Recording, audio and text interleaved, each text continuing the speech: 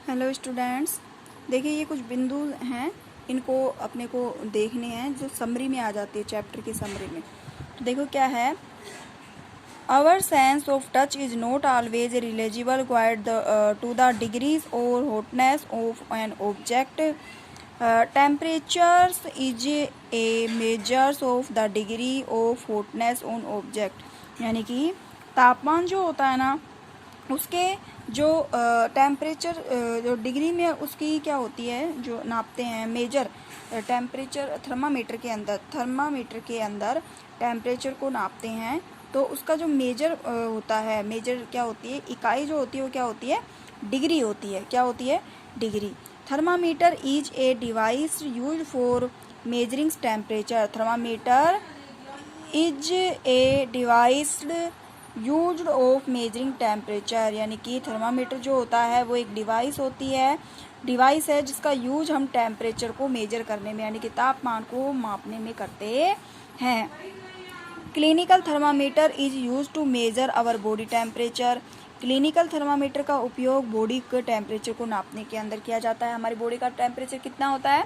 37 degree Celsius होता है, और इसका जो नापने का जो इसकी है जो रेंज है वो कितनी बताई थी? 35 to 42 degree Celsius. The range of the thermometers is from 35 degree Celsius to 42 degree Celsius. For other purpose we use the laboratory thermometers. और इसका और पर्पज जो होते हैं, और भी आवश्यक जो कार्य होते हैं, उनमें टेम्परेचर को नापने के लिए लेबोरेटरी थर्मामीटर का यूज किया जाता है। The range of this thermometers is usually for -10 degree Celsius to 110 degree Celsius की जो लेबोरेटरी थर्मामीटर होता है उसकी रेंज जो होती है वो कितनी होती है?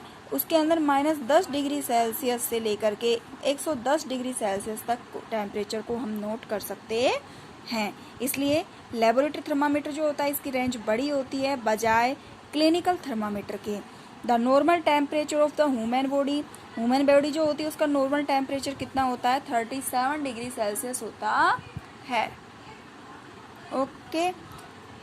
The heat flows from a body of at a higher temperature to a body at a lower temperature, यानी कि जो हमारी बॉडी जो है ना, उसमें ज़्यादा गर्मी और ज़्यादा सर्दी लगने का कारण क्या होता है कि जो हमारे बॉडी का जो टेम्परेचर होता है कितना?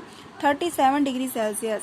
अगर एनवायरनमेंट का टेम्परेचर 37 डिग्री सेल्सियस से ज़्यादा हो जाता है तो हमें हीटिंग लगती है, और अगर एनवायरनमेंट का टेम्परेचर हमारी बॉडी के टेम्परेचर से कम लगता है तो हमें सर्दी लगती है। In solid generally the heat transferred by conductions, यानी कि सॉलिड जो होते हैं उनके अंदर हीट ट्रांसफर कंडक्शंस के द्वारा होती है।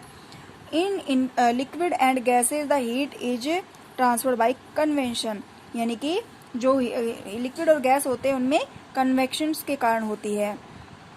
No mediums is required for transfer of heat by radiations, यानी कि हीट ट्रांसफर का जो मीडियम है वो रेडिएशन नहीं होता है। The material which allow heat to pass through them easily are conductor of heat, की जो कुछ मटेरियल ऐसे होते हैं जिनके अंदर आसानी से हीट को ट्रांसफर किया जा सकता है, कंडक्टर किया जा सकता है, यानी कि कुछ मेटल्स ऐसे होते हैं, कुछ वस्तुएं ऐसी होती हैं जिनके अंदर हीट का चालन या कहीं फिर उष्मा का चालन आसानी से हो जाता है। The material which do not allow heat to pass through the easily are called insulators, यानी कुछ मटेरियल ऐसे होते हैं जिनमें आसानी से ऊर्जा का स्थानांतरण नहीं होता है, ऐसे वस्तुओं को हम क्या कहते हैं? इंसुलेटर, यानी कि कुचालक कहते हैं। Dark colour object absorb more heat than the light colour object, यानी कि हीट जो है वो डार्क कलर जो होता है वो ज़्यादा एब्जॉर्ब करता है। जैसे डार्क कलर जो होते हैं ना, वो हीट को ज़्यादा एब्जॉर्ब करते हैं बजाय लाइट कलर के। जैसे ब्लैक कलर, सर्दियों के मौसम में ब्लैक कलर्स के ही sweater, black colour, blue colour, मेहरून कलर, इन्हीं के स्वेटर ज़्यादा पहने जाते हैं। क्यों? स्कूल्स के जो ब्लेजर्स होते हैं वो भी इन्हीं कलर्स के होते हैं। इसलिए होते हैं क्योंकि साफ साफ इस पॉइंट्स के अंदर लिखा हुआ है कि dark colour object absorb heat, की जो डार्क कलर जो होते हैं वो हीट को ज़्यादा एब्जॉर्ब करते हैं, उष्मा को ज़्यादा अवशोषित करते हैं बजाय लो कलर के यानी कि लाइट कलर के जो होते हैं वो, इसलिए डार्क कलर के कपड़ों का यूज सर्दियों में किया जाता है और लाइट कलर के कपड़ों का यूज गर्मियों के अंदर किया जाता है।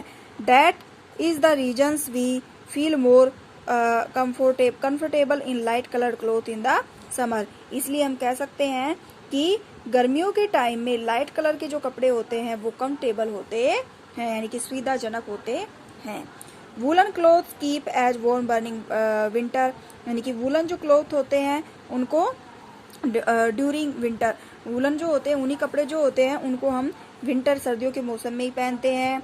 It is so because wool is a poor conductor, इसलिए हम कह सकते हैं कि जो वूल जो होती है वो उष्मा का कुचालक होता है। And it hair trapped between the fibres, इसलिए हम कह सकते हैं कि जो फाइबर्स जो होते हैं उनके अंदर वूलन के जो फाइबर होते हैं उनके अंदर जो एयर होती है वो भी कम पास होती है। ओके।